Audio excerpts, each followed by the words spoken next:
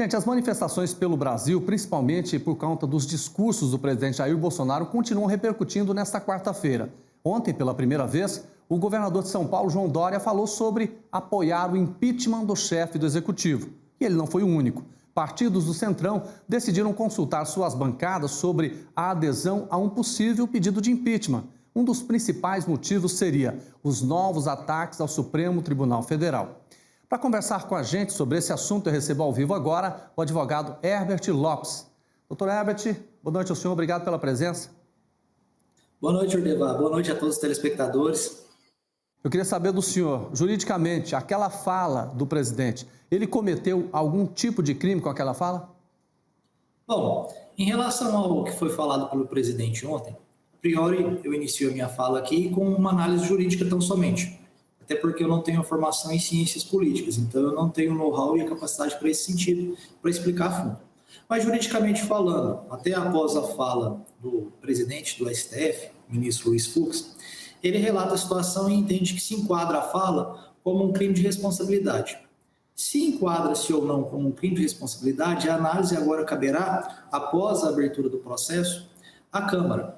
Lembrando que um processo de impeachment, ele é um processo misto, em que eu gosto de explicar isso até aos meus alunos, que ele inicia com um procedimento jurídico, mas ele também tem um condão político.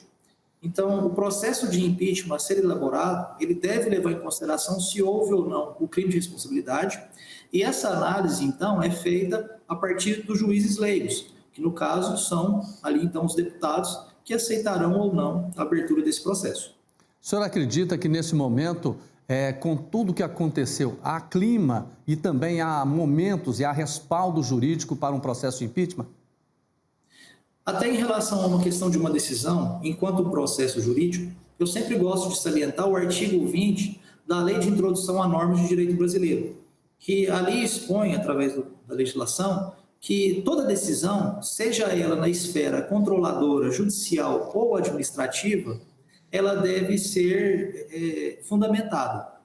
E ainda, no próprio artigo 20 da Lei de Introdução às Normas de Direito Brasileiro, especifica e pede ao juiz que ele mensure a sua consequência, ele mensure a consequência dessa decisão. Isso daí nós chamamos de consequencialismo jurídico. Seria, então, viável à parte, ao juiz leigo que fará a análise dessa situação, se é o momento oportuno para essa situação ou não? Daí é uma situação que fica a cargo agora do Congresso para fazer essa análise. Um ponto que às vezes nos chama a atenção nesse sentido é a questão de que alguns às vezes me questionam a questão da soberania popular. Ah, mas a soberania popular poderia questionar a situação de algumas decisões ou algo contrário que o STF decidiu? Nesse aspecto jurídico, eu gosto de destacar a fala, inclusive, do Procurador da República hoje à tarde, o Augusto Aras, em que ele citou e parafraseou ali o Ulisses Guimarães, em que ele fala que divergir, tudo bem, mas descumprir jamais. Até uma fala que ficou gravada no processo de implantação da nossa Constituinte de 88. Pois é, o senhor falou a palavra descumprir, e ontem o presidente Jair Bolsonaro foi muito claro. Ele disse que não vai cumprir ordem judicial partida do ministro lá do Supremo Tribunal Federal, que é o que exatamente que está investigando todas essas situações envolvidas no presidente, que é o Alexandre de Moraes. Isso aí não é crime?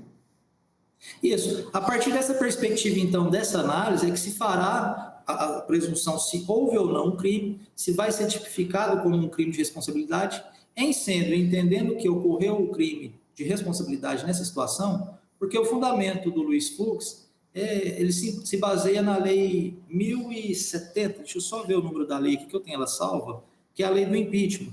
Ele se baseou, se não me falha a memória, no artigo 6º.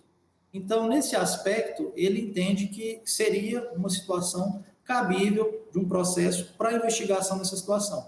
Como é interessante essa questão do processo de impeachment, e a gente também não pode entender como uma questão de popularização ou que qualquer situação poderia ser impeachment, relembrarmos isso que eu falei. Ele começa com uma situação jurídica, posteriormente ele passa por uma questão política.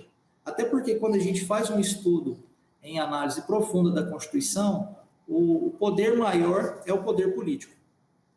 Eu queria saber do senhor, vamos mudar de assunto, vamos falar do Marco Civil da Internet. Até porque o presidente editou uma medida provisória no início dessa semana, alterando, não é isso? Essa situação, principalmente em relação à questão de retirada de conteúdo, por exemplo, de redes sociais. Conteúdos que tenham fake news, conteúdos que sejam considerados antidemocráticos. Como é que o senhor viu essa decisão e essa medida provisória do governo federal?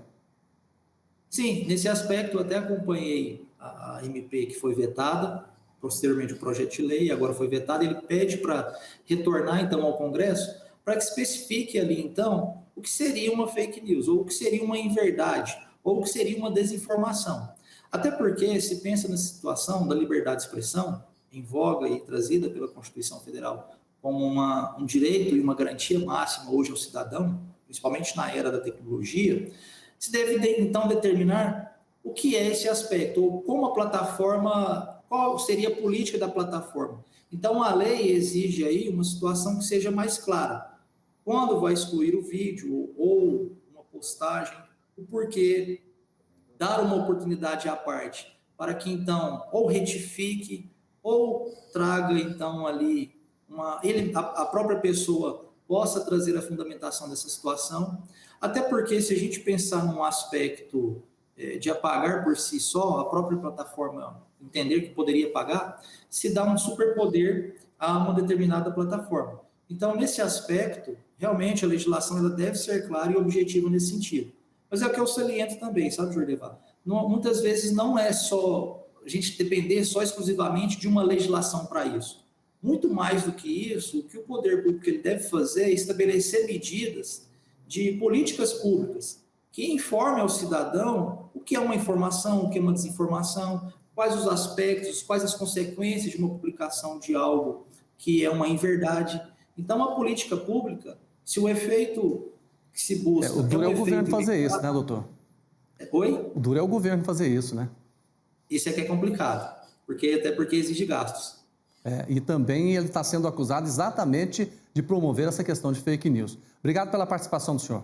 Obrigado. Boa noite. Até mais. Boa noite.